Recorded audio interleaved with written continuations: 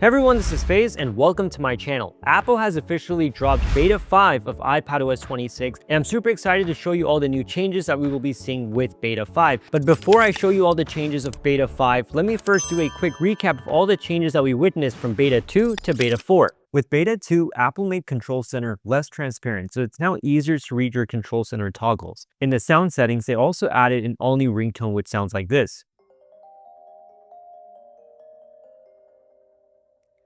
And also within the sound settings, you've got an all-new late night mode, which basically dims the volume of the audio you're listening to late night so that you don't disturb others around you. In the battery settings, you also got more stats and information regarding battery consumption. And lastly, you also got two new Apple Music widgets. With Beta 3, you can now shake the cursor to enlarge and easily find it, which is identical to that on a Mac. We also got the stock iPadOS 26 wallpaper in 3 additional color schemes. However, one puzzling thing about Beta 3 was that Apple drastically reduced the liquid glass effect across many apps, which a lot of users were upset about as it now looked like frosted glass and not the sleek liquid glass aesthetic that Apple initially unveiled. However, with Beta 4, Apple brought back the liquid glass effect, but in a way where everything was a lot more legible and easier on the eye when it came to reading things. And each beta improved upon the performance and reduced the amount of glitches and bugs that we experienced with Beta 1. Also with Beta 4, Apple once again restored the previously removed summarized notifications option as well. And the camera app icon was slightly modified, and we also got an all-new dynamic option for the stock iPadOS 26 wallpaper, which changes the color of the wallpaper for you throughout the day. Alright, so now let's jump into beta 5. Alright, so now I have iPadOS 26 installed on my M4 iPad Pro, and one of the first things that I noticed is that when you try to swipe up, you get this new bouncy animation for the number login. So for example, when you're trying to punch in the numbers to get into your device, you get this new bouncy animation. Let me show it to you again.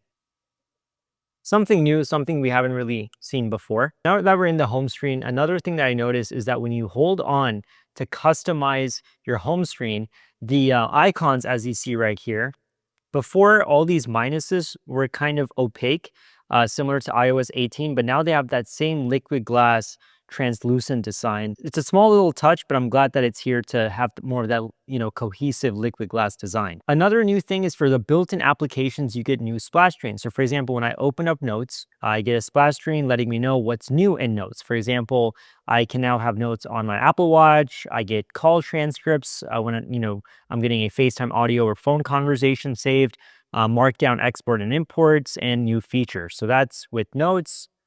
And then with music, you see what's new in Apple Music, like auto mix, lyrics translation pronunciation, pinning music to your library, and replay. Now let me show you the App Store. What's new on the App Store and Apple Arcade. So you get it. All these applications that are built in, a lot of them are getting these new splash screens. All right, so now before I show you what else is new with iPadOS 26, let me now talk about a really cool product. One of my favorite things about the iPad is note-taking. And thanks to my sponsor, Paperlike, that experience is now on a whole new level. You see, with the M4 iPad Pro, I got it with the option for the nano texture glass display, which is absolutely amazing. But you see, with the iPad Air, Apple doesn't give you an option for that. But with Paper-like screen protector on my iPad Air, it gives it the same feeling of writing and drawing on real paper. With nano dots technology, it adds just the right amount of friction for smooth handwriting, and it's perfect for strokes. Plus, with this screen protector, it reduces glare and reflections as well, which is very helpful when you're editing videos or pictures. And if you're like me and you write a lot with your Apple Pencil, then the Paper-like pencil grips are a must. Ergonomically designed to contour to your fingers, they reduce pressure points so that you can write, draw, or work for hours without any hand fatigue. They improve control and precision as well